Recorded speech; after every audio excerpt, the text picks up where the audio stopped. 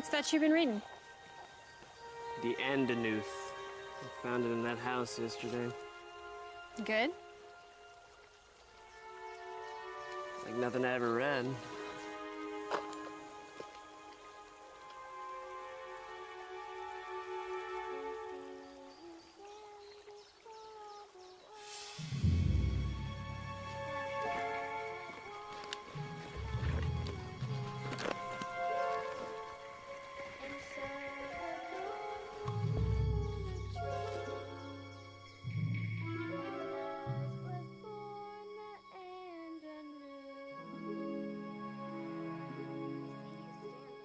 It's a road. There's a girl on it. A girl? What's she doing? Just standing there, talking to herself. She's a guard. I don't think so. Just a kid wearing a dress. It's a trap. She's bait. Yeah. Yeah, you're probably right. Maybe. Maybe not.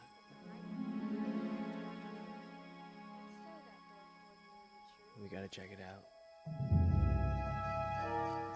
Sam, what are you doing?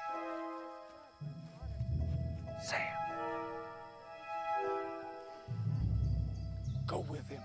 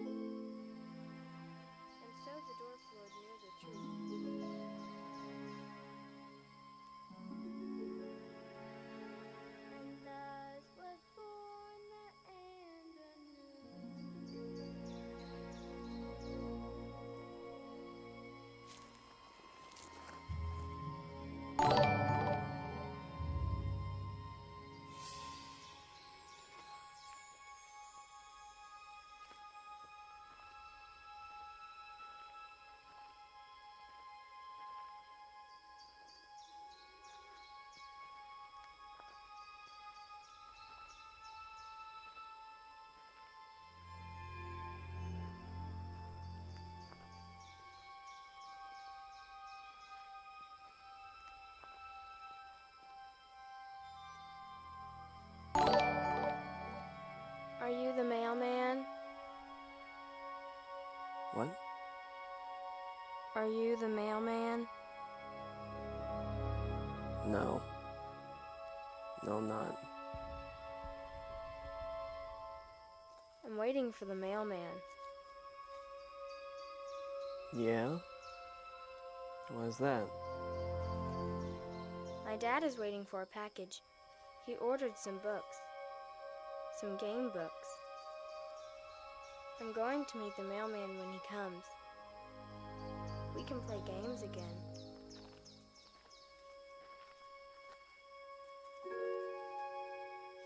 Where is your dad? He's over there. He doesn't talk much anymore. I think he'll pick up when his books get here. You should just come with us. It's not safe out here alone. What's your name? Emmy. My friend's right, Emmy. It's not safe. And the mail hasn't run in a... Well, the mail isn't running anymore.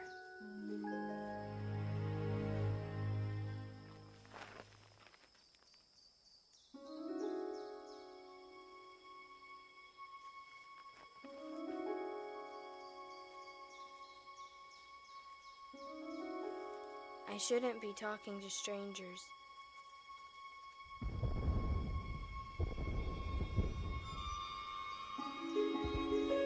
We gotta go. Now.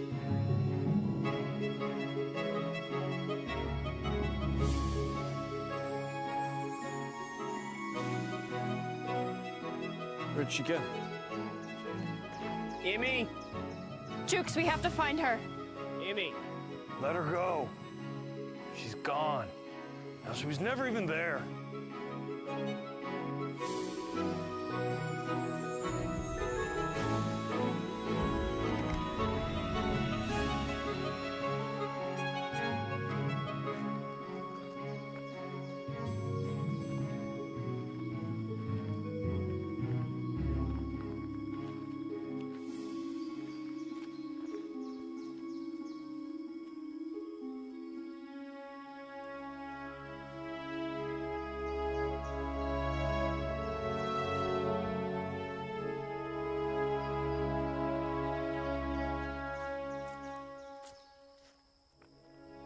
A new follower has joined the fray. His dad?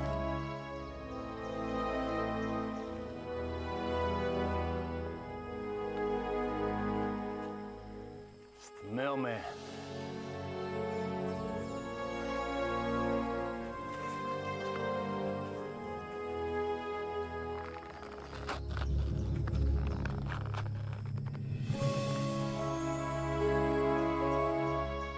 It's Emmy's game books.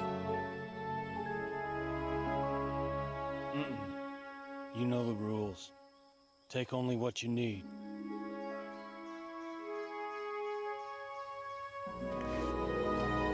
Sam. Sam!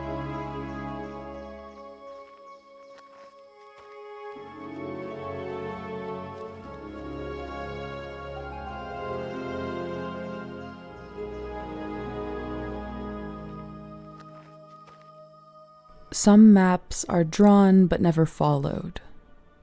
Some adventures dreamed of but never experienced. To the Mad Mage, this was the greatest sin of all. He asked each of us, if you really want to be great, how far will you go? For over 15 years, we had no answer for him. Until today. Our journey to Castle Zagyg starts now. The fortified town of Yigsburg hums with life. Traders, rogues, and scholars all gather together on the edge of the unknown. Depending on your neighborhood, the cobbled streets may be lined with strangers of an unscrupulous sort, but make no mistake, the people here hold the key to untold wealth and knowledge.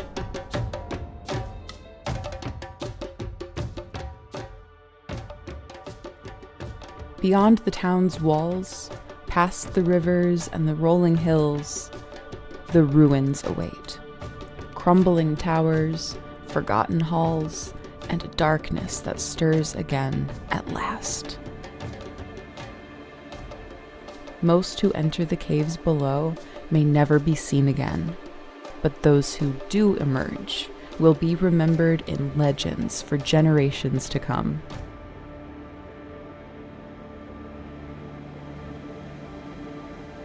And beneath it all, deep in the belly of the world, lie the upper floors of the dungeons. In this lightless place, you'll find twisted experiments, lost artifacts, and horrors unseen by mortal eyes. These are the first 5 layers of a labyrinth built by the Archmage Zagyg himself.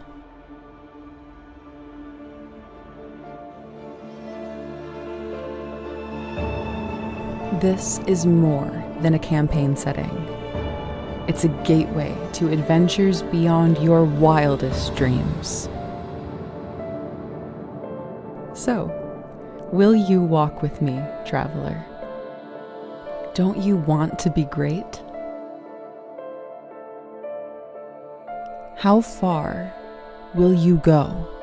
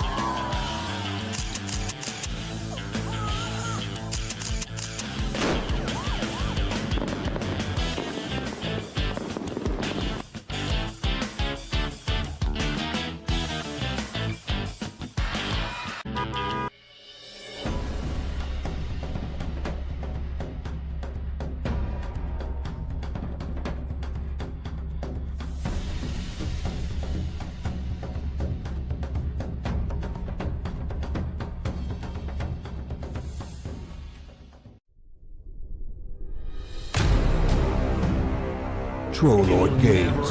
Join the Get fray. really high because the market is so. It's tight. It's more controlled. And we are live. We are live. All right. Excuse me. I'm just opening my mail. Now what are some other like rare? Davis, do you know that we're live? Yeah. All right. What's up, everybody? How you doing? Got my first little early taste here of Dr. Pepper. We're here to hang with you folk. We do have a raffle going on here over on twitch.tv/TrollLordGames. You have to come over here to get in on the raffle here for the codes for the store. But we will be giving away a document at the end of the stream. In fact, the author of that document is Davis Chenault. We're going to be giving away the epistolary. No, the epistolary of the unknown traveler from Enzea. I think you'll like it. And his birth certificate might be in the back of the PDF, maybe. If he's the author of his own birth certificate, that's pretty impressive. That's pretty impressive. Surely Davis the guy who set those up authored his own, right? Yeah, I guess that's true. He had Yeah. Yeah. Interesting thought. Interesting thought. Think about it. I wonder how old birth certificates go back. So the Roman legionnaires had dog tags. And the commander, if someone died, the commander would write a letter to the family to let them know and keep the dog tag so they could keep track of who died and who didn't, stuff like that. Which begs the question. Okay, now I don't know if there would be birth certificates, but they're birth rolls. 10-1, there are birth rolls. Oh, sure. We know that monasteries in medieval France had, like the village monastery would have rolls of everyone who was born. Yeah. So there's your certificate, I guess, in a way. That's an early certificate. You're just a line item, but yeah. No, John? shit. Yeah, no. The certificate, probably, at least for nobility and the other things, there are certain types of certificates. Had to be. That's an interesting way to speak, because I do it too. Yeah, no. Yeah, no. Yeah, no. What do you say? What's going on there? Is that a new phenomenon for the both of you? Yeah. Because that's like foundational Midwestern, like a tick of Midwestern language, and I'm wondering if I rubbed that off on you. I'm sure you did, because you've got me doing, what is it? Yeah. Yeah. Okay, that's definitely Jeremy. Yeah. No, for me, the no goes way back, but it may be because when I was younger, I gamed with a lot of Midwesterners. Oh, that could be. I mean, so it could become like Toma, Lips, I can't remember his other name, Campbell. They were all from the Midwest. They were Bill Sheehy. Bill Sheehy. Yeah. They're all from the Midwest. Willie Rat's got it right. He says if they tax you, they will keep your name somewhere. He is absolutely. That's true. Yes. You pay taxes. 100% true. Oh, Lord have mercy. It's been a long week. The Becker kit's doing great, though. You know? It is. We just broke 5:30 a few minutes ago. Did we? I hadn't looked all day. I've been working. I'm sure you haven't. I've forgotten all about it, honestly. Why you got to call a man out like that? A new follower has joined the fray. Thanks for the follow, Mr. Sherman. I looked at it every minute. John, that would be wonderful. What are we doing today? We've gathered around this great troll table to have a great troll conversation. Bring us in. What are we doing? You're a funny man. We're talking about the dramatic parallels between Oscar the Grouch and Diogenes. Yes. No. That is a fair subject at Troll Lord Games. Well, one of the things that we're supposed to be doing today is doing a raffle for the Eastmark Gazetteer, but I don't know anything about that. That's all her. Is she around? No, is she not? Did you tell her that she needed to be on the stream to do this? Well, no. I told her she had to handle the other part of it. I just assumed. I mean, I'll handle it. It's fine. Let's do it. Listen, I'll take over the raffle. We won't be doing the raffle today. I will take it over tomorrow. Make sure it happens in the morning. We're not going to live stream the raffle. Okay. We're just going to raffle it. There you go. Because she's already clocked out. Yeah, because I don't have access to all those names. My God. You know. Turn this on. I just want to watch Davis use his sword in sword fight. Well, you've come to the right place. You certainly Someone have. has to take that thing away from Davis before he breaks another camera. You're right. There's no lie about that. What's up, Alan? How are you doing, buddy? Yeah, we've been working all this week, man, and it seems like every time we get on and we stream, we do nothing but updates. It's been a great week. Don't let Chuck belabor you with these remonstrations of pain and woe. It's been a perfect week. It has been a beautiful week. Everyone is filled with vigor and energy. It's true. It's very true. It's very true. Actually, I've had a fantastic week. I think I've written, what is today, Thursday? I've written like 15,000 words easily and done. See, I know that's true because you've sent me something every morning and not talked to me for the rest of the day. 3 days in a row now. This is the new comms here. I'm going to stop talking to everybody so I can get some writing done. Okay. I'm Omega. very excited. I have to say this. Yeah. I think by Monday I'm going to be writing Alstrag A18. I want it. Okay. Sure. What are you laughing at, Chuck? Sure. What are you laughing at? Oh, it'll happen. Trust me. Yeah, it's going to happen. Omega, I don't I've had a know. great- I honestly don't know. Steve, when are we doing the raffle? Tomorrow. I'll get with Grace. We'll do it at 10 a.m. Central Standard Time, There you go. and so that we can announce the winners when we live stream at 11:30. Boom, done. Okay, so we're going to announce Central it time. at 11:30 when we go We're on. going to live. announce it at 10 when we do the raffle. We're gonna, 'cause Okay. everyone's not going to be watching the stream that is Right. back to the thing. Right. So we'll do the raffle at 10. Okay. Grace will do the names. We will take those names. We will put them in an update. We will send that update out to everyone who has backed the Backer Kit campaign, so they will have it and they can rejoice. And the And followers. then at 11:30, when we do it again, we will announce the people on the stream. How's that? They can read you. There you go, guys. There's your answer. I won't remember half of that, but that's fine. I will remember it all. Wait.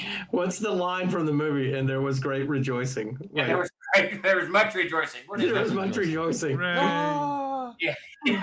Holy Grail, right? Yeah. Oh, was it the Holy Grail? Yeah. Yeah. Yeah. Yeah, there I'm picking it No, up, Jerry. Halicar, we'll be pulling from the names of people who actually from the backers. We won't be pulling it like you don't have to be on here to win. We're actually going to announce the winners at 10, but we'll re-announce them on here for those folks that might be watching. Oh, you know what? Speaking of Mighty Python, real quick, I got an email. I backed that Kickstarter they did a couple years ago for that crazy ass game they did for Mighty Python, the TTRPG, just a joke kind of thing. And they had a stretch goal on there they were joking about, which was if they hit 666 666, right, as a joke. And it turns out that they were completely serious, but they never told nobody until today. They sent an email out with an extra PDF. Oh, we weren't joking, and here it is. It was some kind of weird. I don't know. All that stuff's pretty funny. Yeah, it was kind of neat that they did that. Yeah. Anyway, you were saying? Was I? One of you Yeah, two you were talking. started. I interrupted one of you. I think you said speaking of Midwest, and then you stopped. Oh, speaking of, like the Midwest and the South have some of the best colloquialisms and little like turns of phrases and stuff like that. Except they're a little bit like, so the Midwest is super dry about it. Like Yes. super dry. Dry and sarcastic. Yeah. And the South is a little more, I don't know how to describe the South being down in the South, but a little bit more crazy, wild. So The heat. Is languid the word kind of slower on the uptake, slow speaking? yes, slower on the uptake and slower speaking. Chris, I have no idea how Grace does it, but I'm assuming she's got a list. She'll probably use some sort of program or something. I don't know. I have no idea. See, the trouble is in the Midwest, we have this thing called winter. So we have 6 months out of the year where we can't do anything. So we got to talk twice as fast to get everything done. Wait. Are you consider yourself in the Midwest? Yes. Yeah. Michigan's in the heart of the Midwest. Oh, the heart. That's even funnier. What do you St. think? Louis is would be the Midwest? heart of the Midwest. No. No. What do you think? What do you think of the So Midwest? so let's talk okay, about this. explain Why is to it me, not sir. Mid America? Why is it called Midwest? Because it's the middle of the West. Think about it. Other side of the Mississippi, buddy. No. that is incredibly wrong. Temporal. Chuck, it's temporal. Wrong. It's tempered with a temporal description. The Midwest before the West was settled was was called the West. I had no idea. Yeah. Very old term. So when you talk west of the Mississippi, it's the Plains The States. Great Plains states, yeah. The Great Plains, then the West. I know. Or I taught history for 15 years. I don't know what you just said, Davis, but Michigan and Minnesota and Ohio and Indiana used to be the Northwest. Yes. That was the Northwest part of the country. Northeast was New England, Northwest. That's exactly before the whole plains were settled. Right. Northwest Territories. Yeah, No. so that's what it was. But it is now considered the Midwest. You know what it is, Jeremy? It's the Canadians took that north thing from you because they got the Northwest Territories now. Yeah. Yeah. That's true, Northwest. That's way up there. Yeah. Wait, isn't there a thing called the Northwest Territories up there? Yes. Yes. Yeah.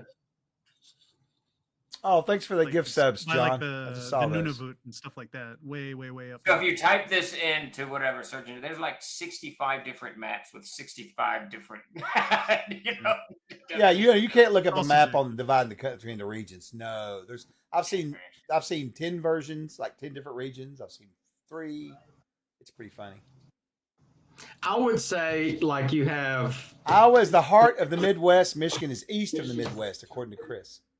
I'm not going to argue because I don't know anything about geography or anything. I'm just going to go with the Midwest being those states sort of north of Tennessee, the Ozarks, that consume that vast plain, flat Mississippi, Ohio River, Missouri plain area. Yeah, it was heavily forested, but all those forests have been torn down, and it grows a lot of corn. Wait, this is it. If they grow corn, it's Midwest. DM Center has it right. The one thing I've learned is that West is always left. I like that. So, that's good. Hey, Jeremy, I got a question for you. I've actually never been to Michigan, but I've driven through the other states south of you quite a bit. Yeah. So when you go into Ohio, Illinois, Indiana, especially Indiana, Ohio, it's just mile after mile. It's a nightmare. I hate it. It's just cropland, as far as you can see, and a lot of it corn. Is it the same in Michigan? No. It's heavily forested, very hilly. There's a lot. Most of the glacier melt was over Michigan. Yeah. A lot of boulders were dropped there. There's tons of limestone deposits, especially if you get into the Upper Peninsula. There's like cliffs and So like what do you caves. guys do? Is it lumber up there, or what do you do? It's a lot of lumber. It used to be automotive. There's mining in the Upper Peninsula, a lot of copper and iron. And then and Troll Castles and Crusades, of course. UP is beautiful, Castles Mike. and Crusades, that's right. Where I'm from, we are one of the largest producers of cherries in the world. It's us. Really? Yeah, there's a very narrow band with very specific weather requirements that are great for cherry growing. One's in Japan, one is in the town I live in and the surrounding area, and then there's another one in Oregon or Washington. I don't remember. I think it's Washington. Now those are the same states. It's funny you mentioned that, Jeremy, because I was trying to explain to someone the other day that certain plants, like here in the Ozarks, it's a really harsh environment, right? Or harsh in terms of growing because it's a transition zone type area and it's a karst environment and you have temperature variations that are huge. You have a dry season and a soaking wet season, right? So there's a wide variety of plants that just won't do well up here. They'll grow for a few weeks and die off and stuff like that. A lot of flowers just won't, even perennials won't come back, or annuals won't come back. Oh, really? Yeah, but I was explaining to someone that like a lot of plants have those very specific zones. I did not know cherries had that specific. Yeah, I was unaware of that. If we have a bad year, because like they're so particular on like when the thaw is and when when winter hits, when it ends, how much precipitation there is throughout the year. It's very easy to lose a whole crop.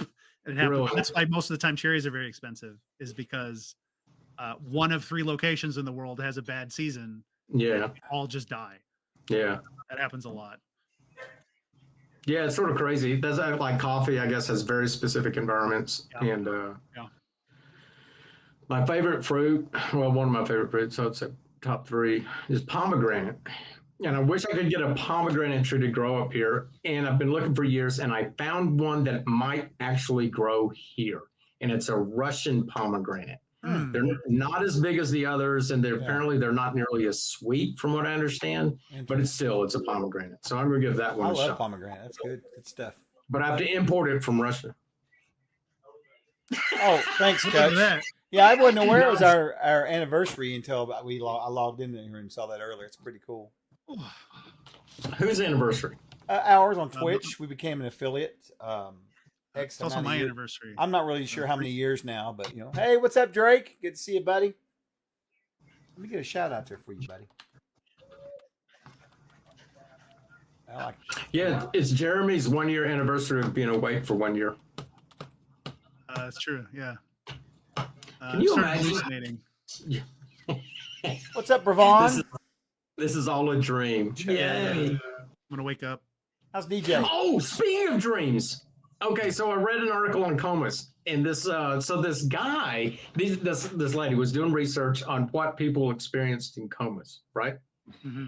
And I can't remember the numbers, okay, but some people just they went into a coma, they woke up, literally no time had passed at all. They weren't even aware that they were in a coma or an accident or anything like that. It's they went in, then they came out, it's all collapsed into one. It's like lost time. Lost time. Some people were aware, they could hear or see, but couldn't communicate and had to live that entire time awake and aware in the coma, not being able to say or do anything. That's crazy. So, but a few people, when they woke up, were in utter shock at what they discovered that was their real life, because they had lived whole lives inside their coma. And one guy was explaining that he was really depressed after the coma, because he said he thought that he was in the perfect marriage and had raised his kids and sent them to college and all this kind of stuff. And he wakes up and he goes, wait, that's not reality. And they're like, that's bleak. Are you talking about Ethan Frome again? Couple things. No. Couple things from chat. No, so Jeremy Moose 2271 said that Lake Michigan also, or Upper Peninsula, also has redwood trees. I did not know that, which is rather. I didn't know that. Wait, really? In the Upper Peninsula? He said we also have redwood tree in the Upper Peninsula. That's what he said. Wow. Where? I have not heard that. And he'll probably answer. I'm sure he's listening. And then the other Porcupine Mountains or somewhere way out there. Or... No, there's just one tree. We got a fort. We got one fort made of limestone. The French used it. Oh, and also Manfred was talking about pomegranates, that they're really good, but you got a very small amount of time before the birds will eat them. So once they become ripe, you got to get them. Oh, that's right. Yes. Because they will gobble them up. I have a peach tree on the back thing. And if I don't pull the peaches at the right time, either the crows or whatever gets out there and will wreck them. Same with the plums. As soon as the plums get ripe, those squirrels, they descend on that plum tree like madness and just anyway. You know what's funny? We have in the front yard some pear and plum trees that were, I guess, supposedly modified in some way to prevent them from bearing fruit. They still bear fruit. But it's very small, very hard, and I think the plums were edible once ever, and they were very bitter. Yeah, we did away. America at some point did away with all of our fruiting trees, as people just started cutting them down and replanting just non-fruiting trees. Yes. Well, they are. They attract bugs, especially mosquitoes and flies and other vermin, squirrels, and all that kind of stuff. They also, I think every fruiting tree puts out a flower, right?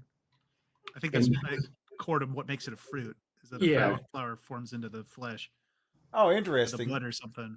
But not every flowering tree is a fruiting tree. Yes. So Moose says there's one tree he thinks by Ishpeming. Oh, really? Yeah, and he said that it was brought in out of fear that the supply on the West Coast would be right. They've got one tree there, And then Wyandotte Mike said that there's more redwood trees in England now than in the USA. They exported them a while back for the same reason, I guess, probably. Really? I did not know that there's redwoods elsewhere. That's pretty cool. Okay, so it's right outside of Marquette. Have you ever stood next to one? Either of y'all? I have. I'm telling you, No. it's like it's surreal standing in front of a tree that big. It's almost like I don't know, man. It made me like rethink things. It was wild. Wait, did you said that there's more redwoods in England? Yeah, more than here. Yeah, that's what he said. I find it astonishing at this point that. Anyway, doesn't matter. What is it? There's more tigers in captivity than in the wild or something like that? Yeah. What in the name of God are you all babbling about? We're talking about redwoods in England. Oh, Drake, I've played tons of it. Yeah, we're just talking about various environments and geographical things across the lands. Speaking of redwoods, one of my gripes with Return of the Jedi is that I don't buy that redwood forest as an alien planet. It just looks like the woods. What do you mean? Yes, I mean, it's extreme. It's extreme. It's the most extreme version of a forest that you can find on Earth. Oh, but it's just the woods. I can help you. All right. Soon. Did you know there are more Davis in Troll Lord captivity than anywhere? I've heard that too as well. Do what? God damn it! Moose, I've got a picture of my oldest boy. He was on my wife's lap as they drove the car through one of those trees out when we were traveling back through there from Seattle back in the 90s. I just never seen trees. I mean, it's just weird. It's like you stand among them and you just feel like you're like this big, you know? You just realize that just how much of the universe you're really affecting, you know? You really get a good scope of where you are in the middle of everything. It's, my God, they're just massive, you know? The fact that you could carve homes into them, you know?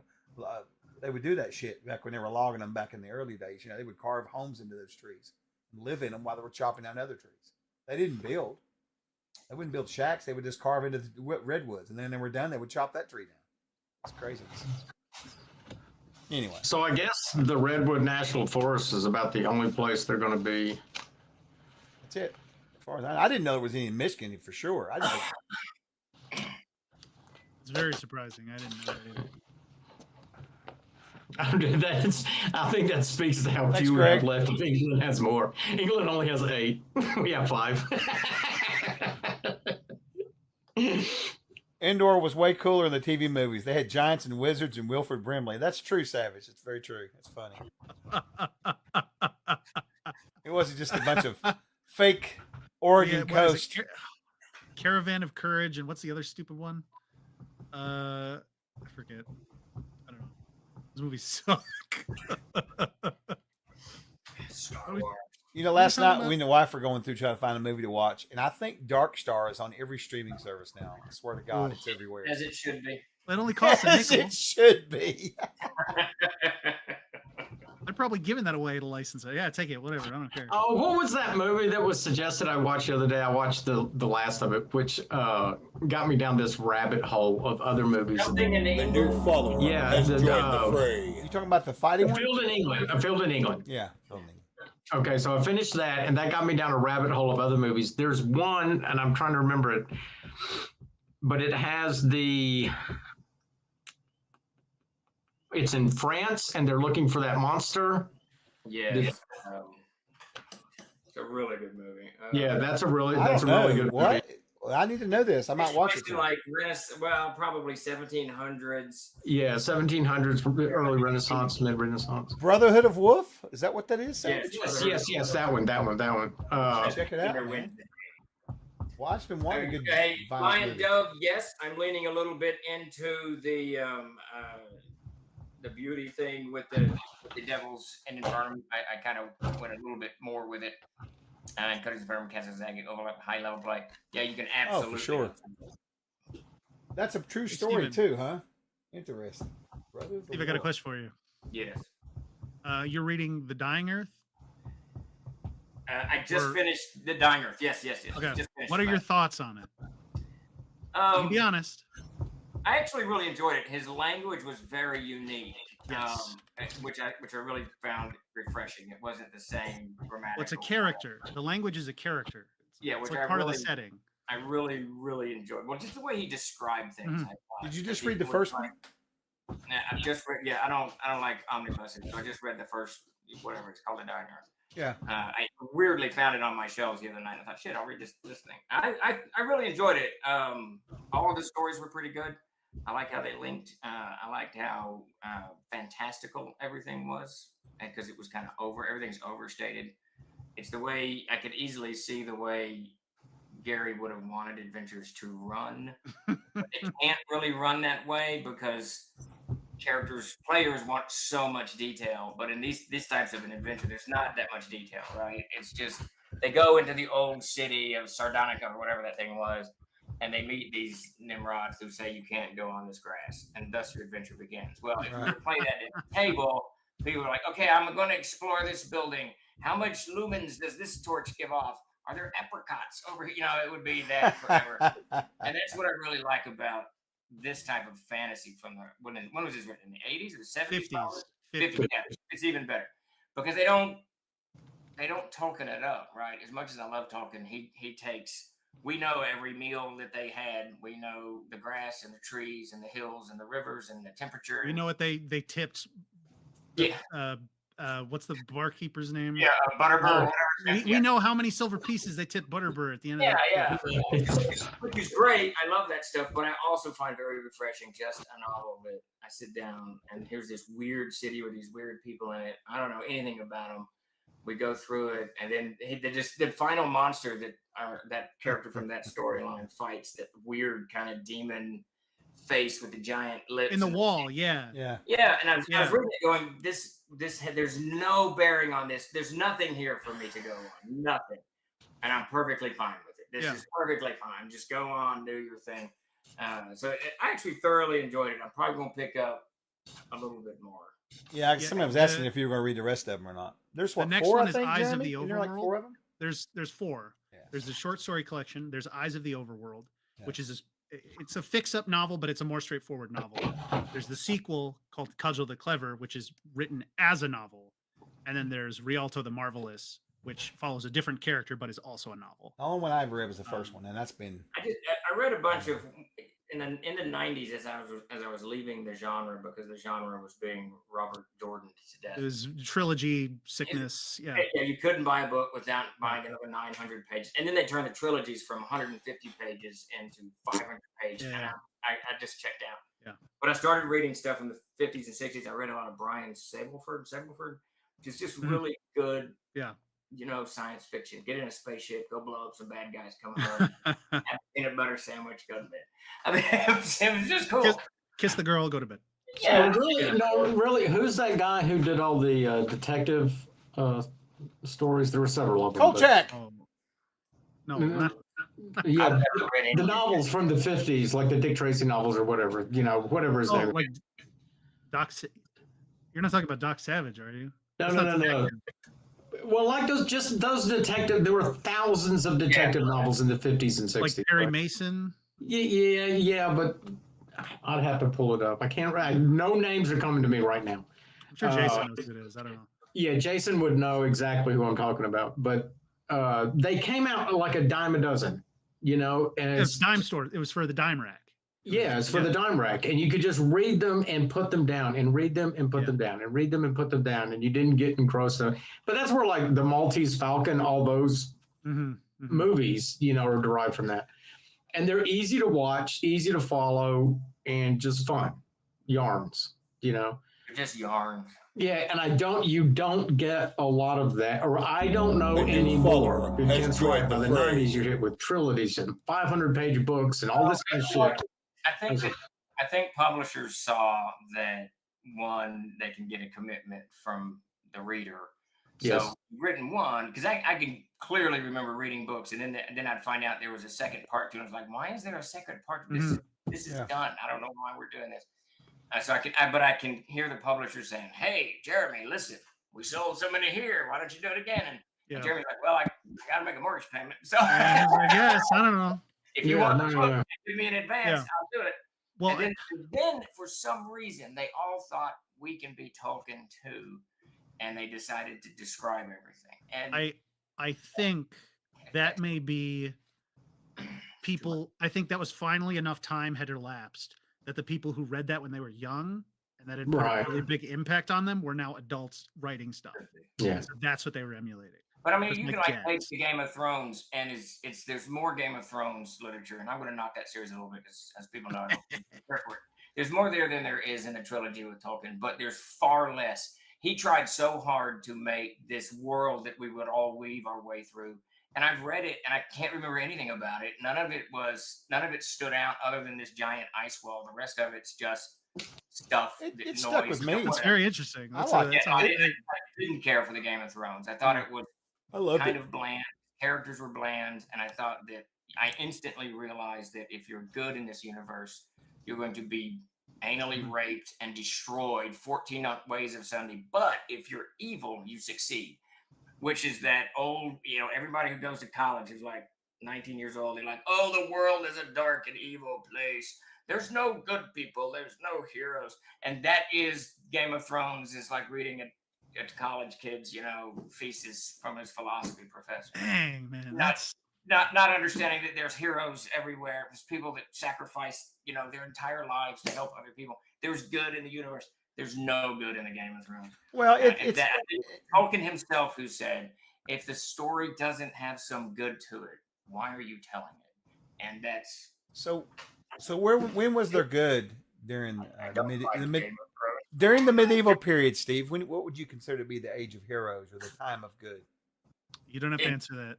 In the medieval period, when were there good people? Every day. My point. There were tens of thousands of people who dedicated their lives to monasteries that just fed the poor. Right. I mean, we always hear about the Pope is evil. But is that interesting, though? Saint Francis of Assisi, he wrote the whole, the Book of Flowers, and he dedicated his entire life to giving away wealth that he was given to the poor.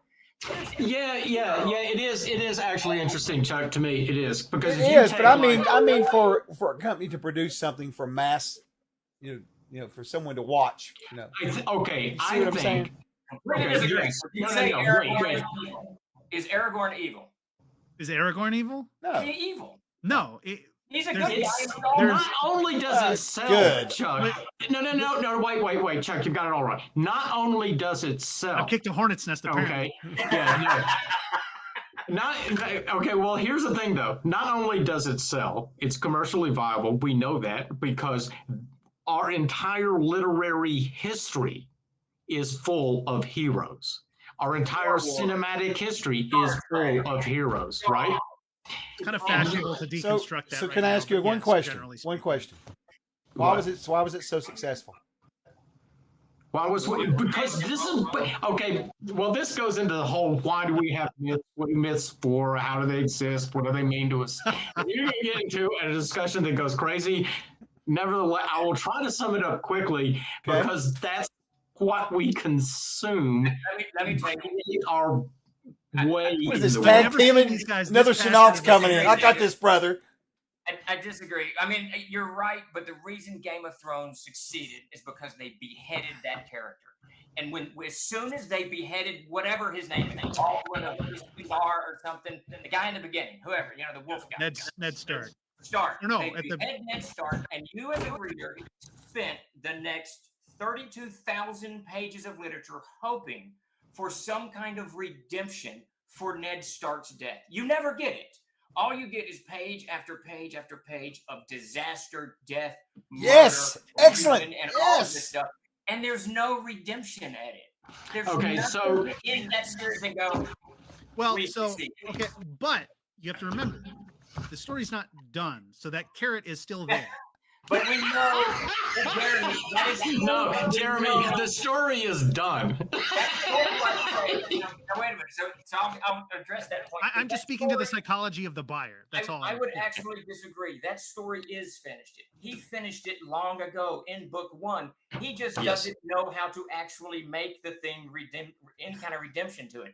If you read a Tarzan novel, you read one Tarzan novel, you've read all 24 of them. Because that's for a different reason. One of them are the same. And it's the same thing with Game of Thrones. All he did was write one novel and then repeat it with different characters 5 times. So his next two novels, which are going to be what, 900 pages a piece or something? Oh, he'll be dead before they come out. But yeah. 1,800 pages of the same thing, So- and you're going to end it with Ned Stark still dead, no redemption, and maybe a dog with some puppies. Well, my question is though, let me ask you this: but you think that will Hold inspire on, people wait. to wear, blue jean jacket vests with Game of Thrones on the back of it, like Tarzan had all these people out dressing up like that?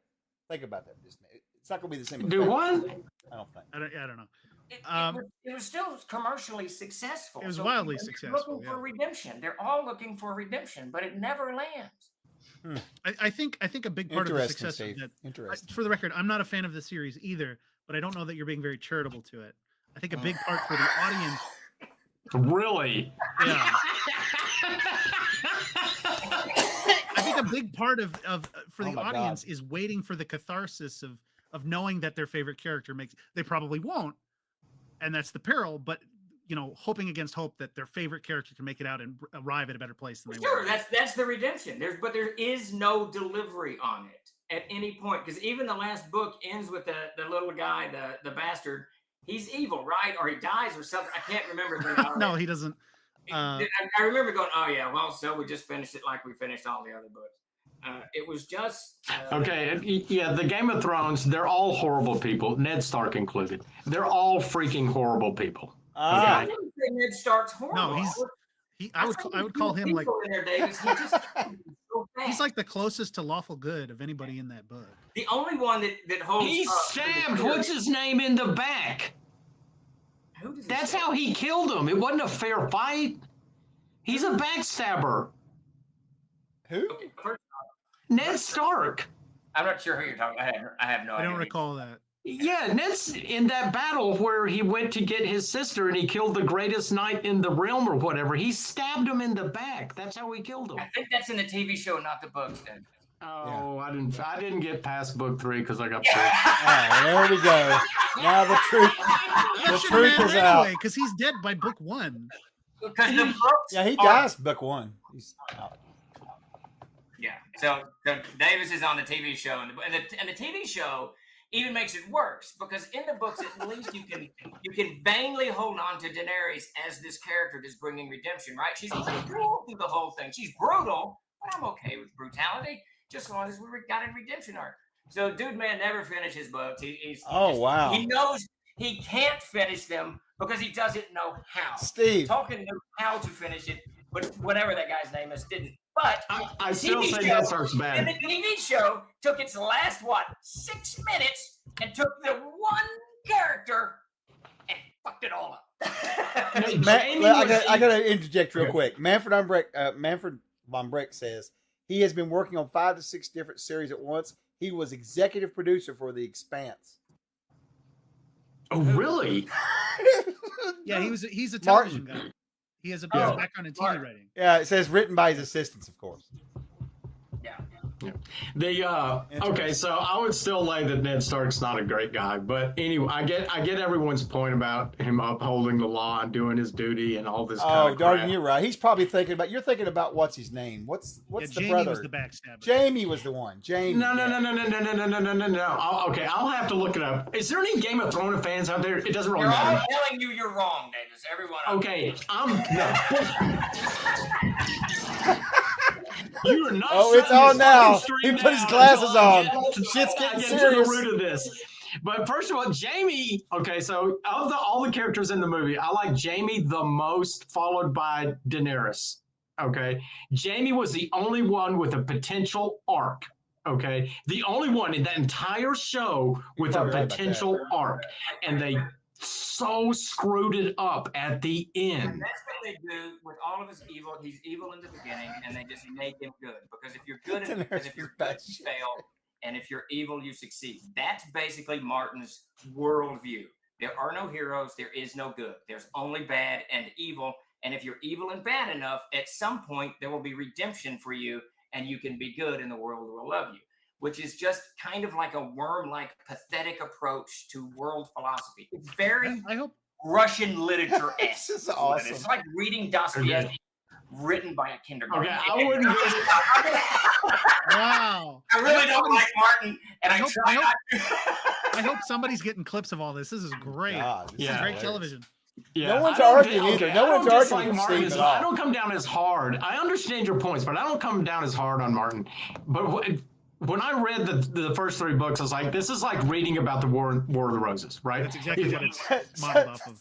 Okay, that's it. Because I have a yeah. Okay, so yeah, I have a book right up here, The War of the Roses, and I read that, and it's just, and I'm sitting there. I remember going through it. It's like everyone dies. This is just like that Civil War. I couldn't picture it until later. I was like, he's very open about that. So, being his Dardy, primary source. Dardian asks you, he says, Davis, Jamie, who is both father and uncle to his children, is your favorite.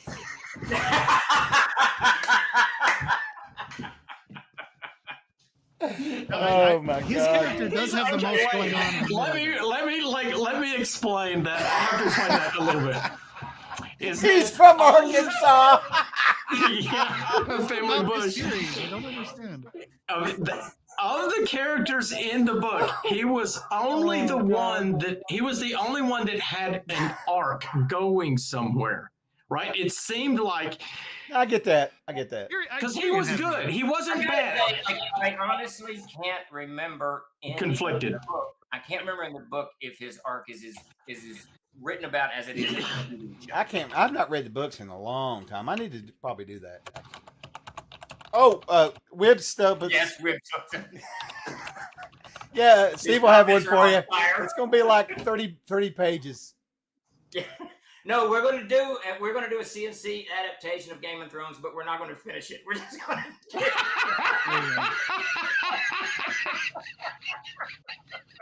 That's pretty good. Oh my God, pretty that's good. what we got on the docket for next April Fools. Yeah, It's coming.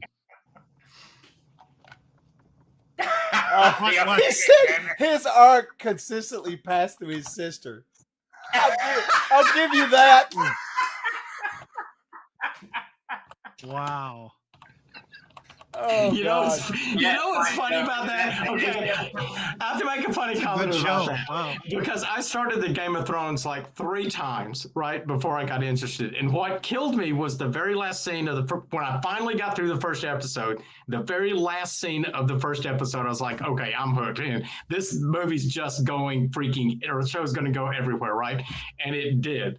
So yeah, I understand that. And what's funny about this?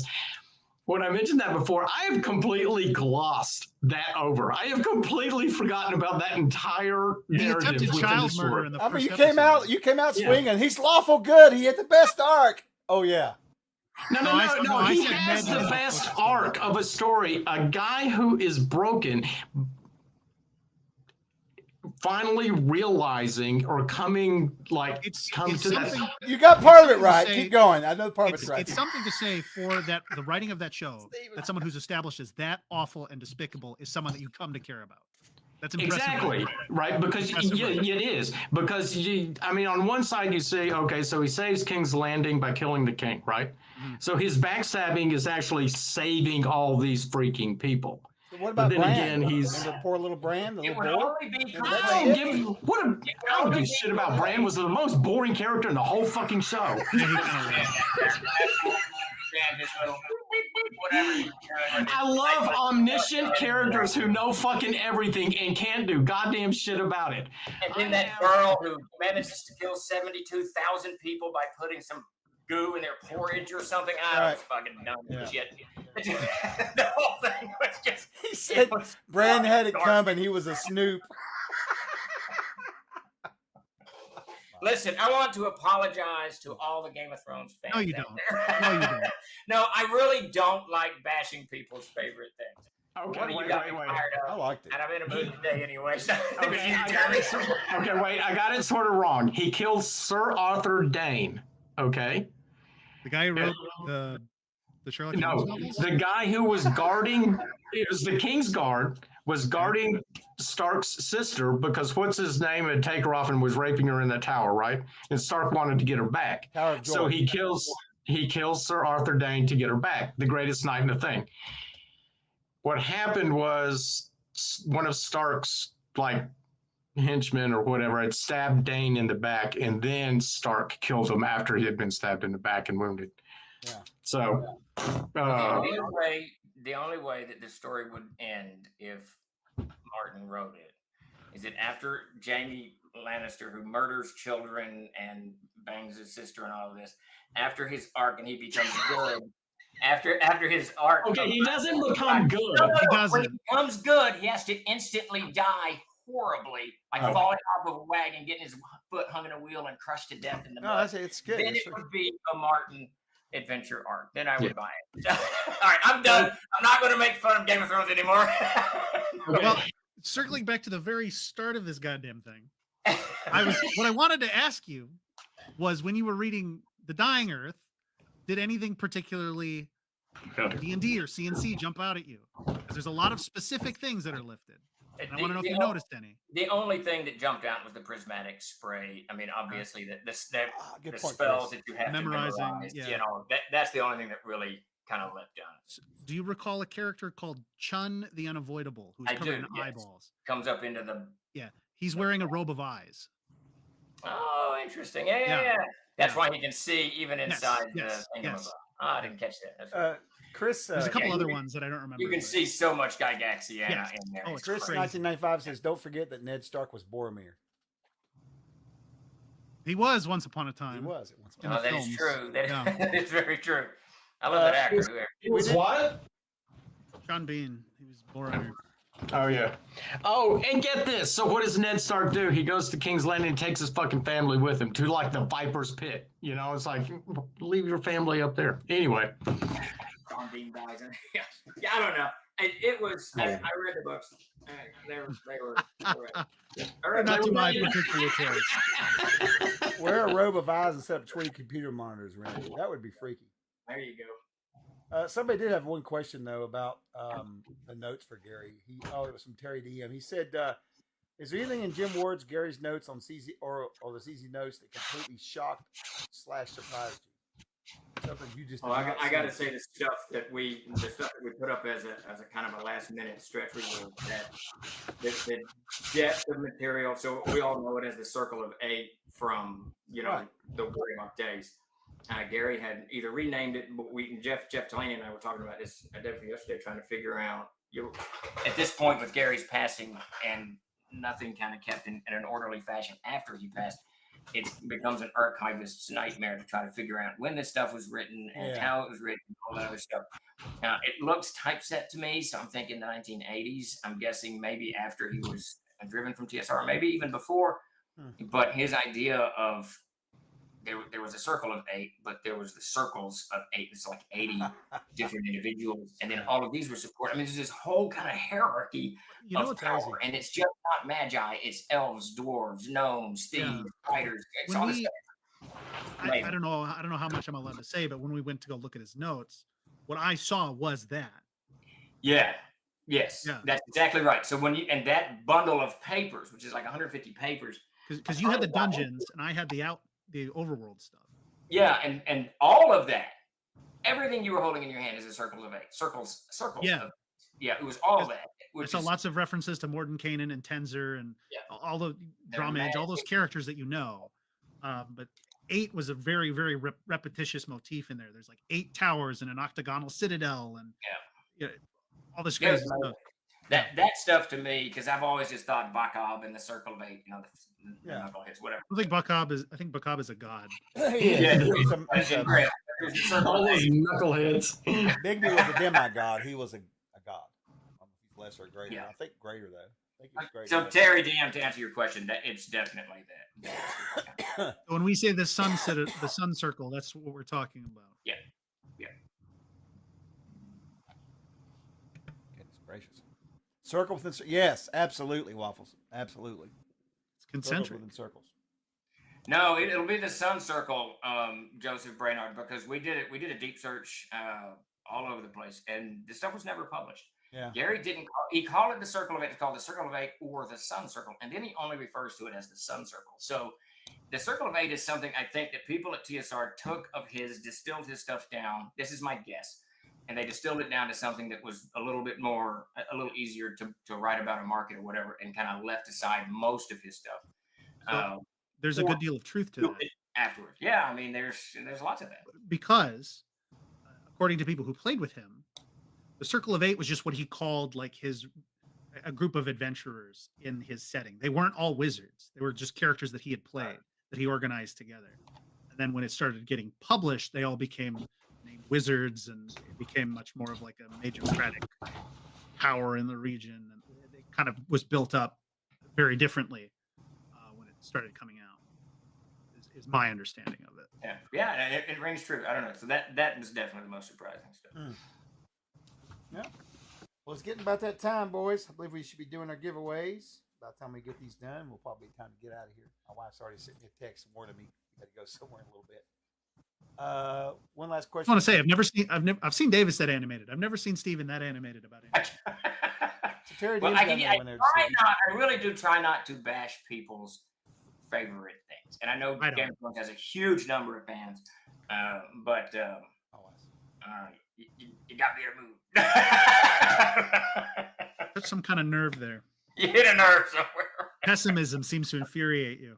It really okay, then Ken, did you ever read Gormenghast? No. Funny you should say that. But the other night I went for my alien book, and I thought I need a break from this alien research I'm doing, and I was looking at Gormenghast when I spied a Dying Earth on the bookshelf, and I thought I'll go with Dying Earth. And you know why I did that, Davis? Because the Gormenghast copy I have is like 700 pages. Oh, wow. It's all three, but I think it's all 3 books. Yeah, I need to find, not an omnibus. I think that's the copy I gave you. It is. Yeah, the big blue one. Yeah. Yeah, because I wanted you to read it. So I gave you a gift in a book and you didn't read it. Bring it up here. I haven't read it yet. Ken gives me a book. I destroy them. Sign of love. Yeah, I give Ken a book and he's just like, eh. Jeremy, to your point, I think this is, I think I'm born naturally optimistic, but also it's why I shifted towards like Edgar Rice Burroughs, because at no point does John Carter or Tarzan go, I don't think I can do this. John Carter's I want to die and go to Mars and conquer the planet. And then he does it. So. Yeah, I'm going to punch the King of the Martians in the head so hard that he dies. He was a badass. And he was from kind of Castle Zagyg. Let's just face it. I'm not a huge fan of the flawed hero. A little bit's okay. Of the what? The flawed hero. I'm not a huge fan. A little bit's okay. You like Superman a lot more than Batman. So a perfect example, and I know you hate when I bring this up, but in the Walking Dead TV show, Rick has like 4 different complete breakdowns. And the first time I'm like, okay, I get it. This is a tough world. But the second time I'm like, all right, dude, you've been doing this for a while. I don't know why you're breaking down. And the third time I'm like, dude, come on, stop. You've been doing this now for 8 years. Here's a question. Mike, let me answer Mike real quick. He wants to know why Steven can switch all of a sudden and like stuff like Mad Max. Because he's also a fan of extreme violence as well. Mike. Yeah. So my question for you is, how do you square the desire for unambiguously good people triumphing over evil in a zombie apocalypse setting? That seems like the total antithesis of that. What do you mean? The zombies are all neutral, so you can just slaughter them at will. Sure, but there's no hope for a brighter. The world is doomed. There's always hope. There's always hope. And you can look at that one, I know you don't watch it, but there's one great episode where he goes to New York, I think, to the museum of some such, and he gets a wagon, and they're rebuilding the world. There's always hope. There's never not hope. Even in Rain of Fire, there's hope. Because Dude Man knows when he leaps off that tower, now he dies, but when he knows when he leaps off that tower, if he slays that male dragon, the world is humans again. There's always hope. Always hope. Now, do those characters in The Walking Dead, do they get a happy ending? Yes. Okay. Then they do. I mean, I didn't care for the way they did the happy ending. Okay. Yeah, there's literally a field, and Rick is crossing it and meets his children in the field. So if they had all been horribly mauled to death, it would have totally poisoned the well. Savage Splinter's right. Some don't get a happy ending. But if they had all died horrifically, it would have poisoned the well for you, and you would not. Yeah, absolutely. Yeah. Why The reason I can't watch the rest of the Walking Dead is because I heard that Rosita died, and I don't want to even see that one. She died. I can hammer The Walking Dead for this, because they fall into that trap that so many people who tell stories do, of just slaughtering their characters for just the sheer impact of slaughtering the characters. And that's really not the way you should write stories. It's not the way life plays out. It's not the way you should do your stories. But Yeah, Glenn's death was really poorly done. Well, to pull back the curtain a little bit, a lot of times AMC would kill off the characters of actors who they were having problems with.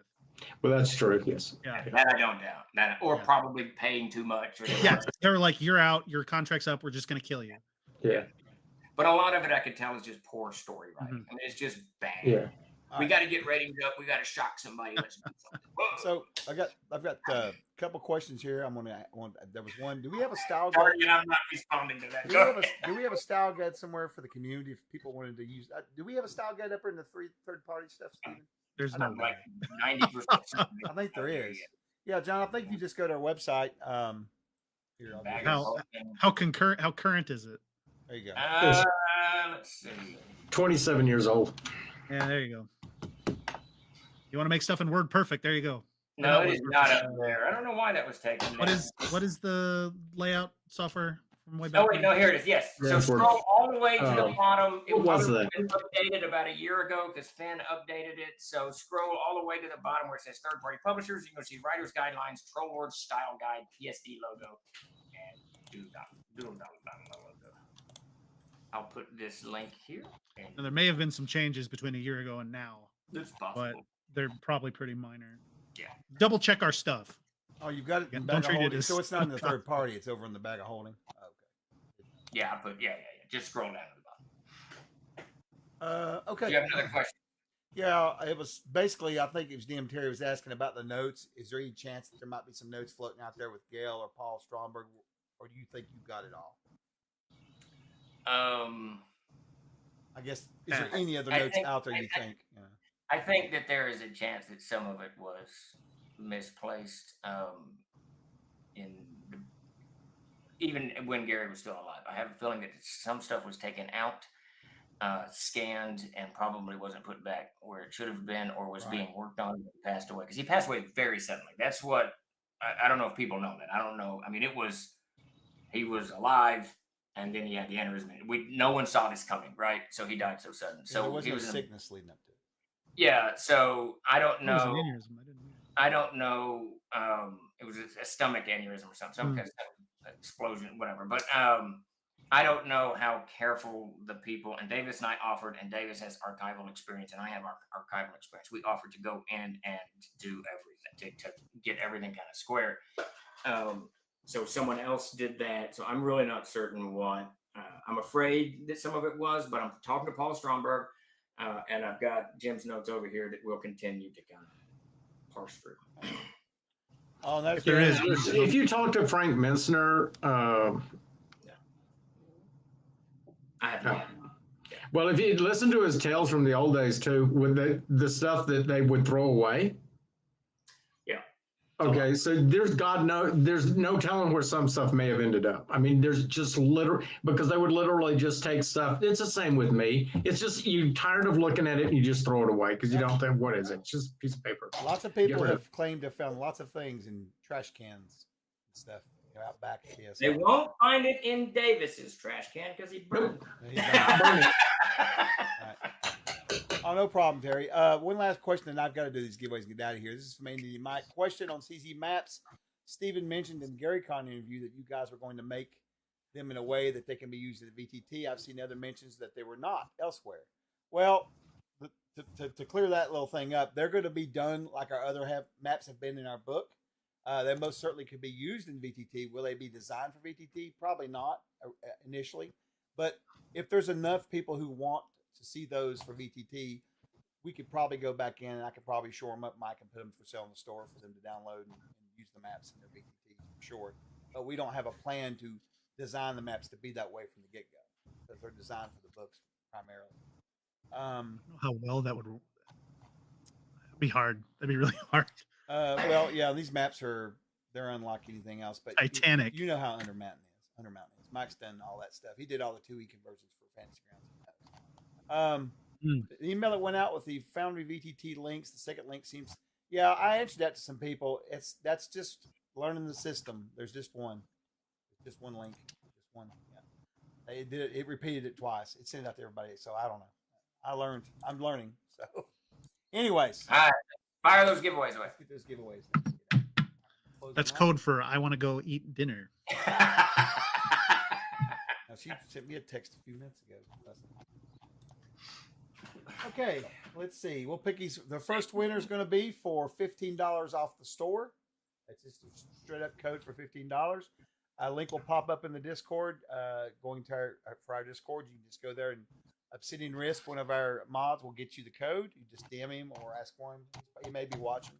But anyway, first winner is going to be, let's see, Jeb Gordon. Congrats, Jeb. You've won again this week. Congrats. For another $15 one, we're going to do Rawgroff. Good job there, Rawgroff. Congrats to you as well. And then our last code giveaway is for $25 on the store. It is for the Gray Raven. Well. Look there, the Gray Raven. Congrats. Guys, there's the link. You just head over to Discord and get up with Scott. He'll get them to you. I just generate a bunch of new codes today. And then for our final giveaway, for everybody that's hung out this long with us and watched, we'll drop this link in here. This is for the Apostolary of the Unknown Traveler. What is that, Davis? Exactly. It's letters. Ever the salesman. Great. It's about Inzaya, so. The exploration of Inzaya. Well, I happen to like it. I think it's really cool. So there you go. There's a link right there. I'm going to drop it a couple more times in here. It's good until 8 o'clock Eastern, guys. So you got plenty of time to grab it. You don't have to flip out or whatever. It's going to be there. Be good to go. Drop one more time in here. And then I'm going to set us up a raid, and we will get out of your hair. Hey, Ken, you won't be able to read any of my stories. I am well versed in your writing, Davis. No idea what that's all about. Nothing in Inzaya ends well. You know, if you start with that premise, I'm far more comfortable with it. It's like watching a slasher movie. Yeah. You know everyone's going to die, right? So if I'm going to sit down and watch it, okay, I know what I'm in for. But sometimes in those slashers, good triumphs over evil. Yeah, someone usually comes out in the end, right? I mean, someone usually, I guess. I don't watch. What I always wonder though is like, those people are dead, and the one person who's left is like, no, really, it was the pumpkin demon officer. Like, yeah, right, you're coming with me. All right, so I've dropped the links out. Thanks everybody for coming and hanging out with us. We'll be back tomorrow at 11:30 Central. We'll be doing the drawing for the East Market 10 a.m. It'll go out to the socials, who wins, all the good stuff. Then we'll redo it here. We'll re-announce the names here on the stream. I think Luke's going to be with us. He confirmed earlier he's going to be here, and we're going to hang out and try to see how long we can stretch the campaign for. That's right, 550K. We'll get that. That would be awesome to get that whole new area opened up. That would be really cool. It would be really cool. Thank you all, and my apologies again for bashing the Game of Thrones. It's good to see you with some fire. Yeah, I mean, it was exciting. Something's bugging you. I'm going to separate, guys. We're going next time we're going to talk about McDonald's. So we're going to raid into Orc Skull. They raid into us all the time. You want to see some fire? Get Ken and I going about McDonald's. So we're going to raid into Orc Skull. He raids us all the time. Oh, great. No, we're not. His stream's ending. Is Dave live?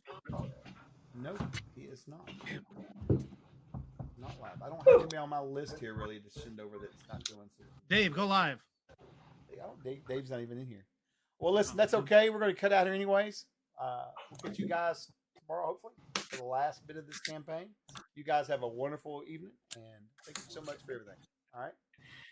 Take it easy, everyone. All right, we'll see you guys. And don't forget, Trolls Eye! Ow! We'll see you guys.